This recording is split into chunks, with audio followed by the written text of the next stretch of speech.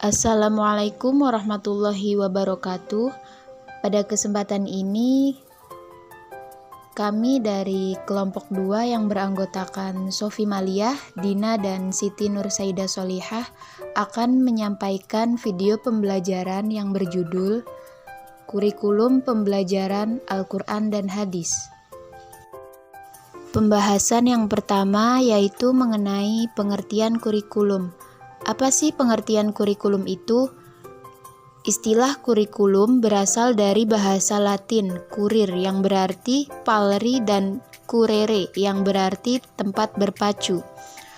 Pengertian kurikulum juga tercantum dalam UUD nomor 23 tahun 2003 tentang Sistem Pendidikan Nasional pasal 1 butir 19, yaitu kurikulum adalah seperangkat rencana dan pengaturan mengenai tujuan, isi, dan bahan pelajaran, serta cara yang digunakan sebagai pedoman penyelenggaraan kegiatan pembelajaran untuk mencapai tujuan pendidikan tertentu. Sehingga kurikulum dapat diartikan sebagai trek atau lajur yang harus diikuti seseorang untuk mencapai tujuannya. Pembahasan yang selanjutnya mengenai macam-macam kurikulum yang ada di Indonesia dari CBSA sampai kurikulum 2013. Yang pertama, kurikulum 1984. Kurikulum ini mengusung pendekatan proses keahlian. Kurikulum 1984 merupakan kurikulum 1975 yang disempurnakan, di mana posisi siswa ditempatkan sebagai subjek belajar, yaitu dari mengamati sesuatu, mengelompokkan, mendiskusikan, hingga melaporkan. Model ini disebut cara belajar siswa aktif. Yang kedua, kurikulum 1994. Pada tahun 1994, pemerintah memperbaharui kurikulum sebagai upaya memadukan kurikulum-kurikulum sebelumnya. Namun, perpaduan antara tujuan dan proses nampaknya belum berhasil.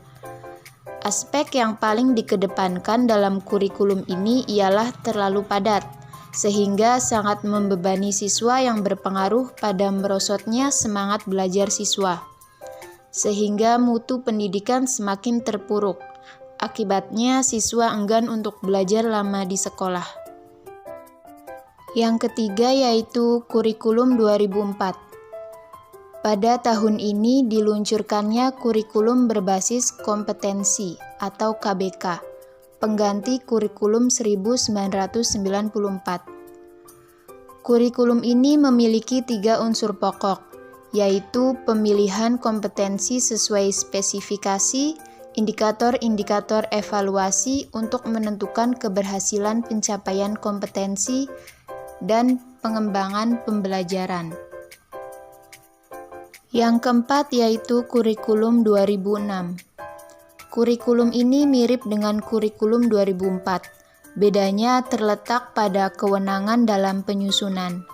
Pada kurikulum ini, pemerintah pusat menetapkan standar kompetensi dan kompetensi dasar. Guru dituntut mampu mengembangkan sendiri silabus dan penilaian sesuai kondisi sekolah dan daerahnya. Kurikulum ini juga dinamakan kurikulum tingkat satuan pendidikan atau KTSP. Dan yang terakhir, kurikulum yang kelima yaitu kurikulum 2013. Kurikulum ini adalah pengganti kurikulum KTSP.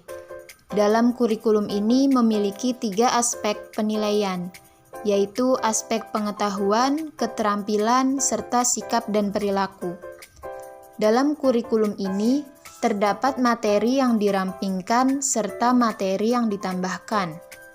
Materi yang dirampingkan yaitu seperti Bahasa Indonesia, IPS, PPKN, dan sebagainya. Sedangkan materi yang ditambahkan yaitu materi matematika.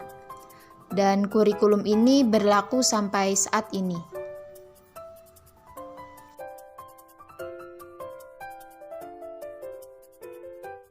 Kurikulum pembelajaran Al-Quran dan Hadis.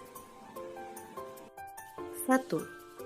Kurikulum pembelajaran Kurdis tingkat Madrasah Ibtidaiyah. Pada kurikulum pembelajaran Kurdis yang terdapat di MI, menitik beratkan pada pendekatan keimanan atau spiritual, pengalaman, pembiasaan, rasional, emosional, fungsional, dan keteladanan.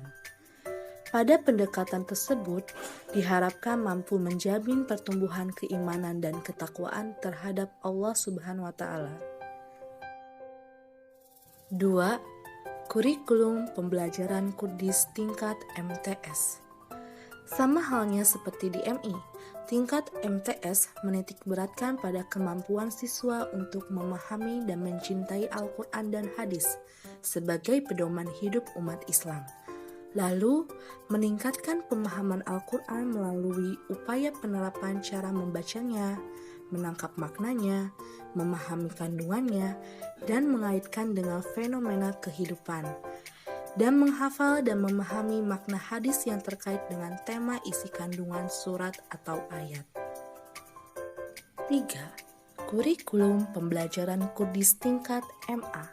Dalam kurikulum pembelajaran Kurdis tingkat MA ini, yang diajarkannya menitik beratkan terhadap peserta didik agar mampu meningkatkan kecintaan mereka terhadap Al-Quran dan Hadis, membekali mereka dengan dalil-dalil yang terdapat dalam Al-Quran dan Hadis sebagai pedoman dalam menyikapi dan menghadapi kehidupan, serta meningkatkan pula pemahaman pengalaman isi kandungan Al-Quran dan Hadis yang dilandasi oleh dasar-dasar keilmuan tentang Al-Quran dan Hadis.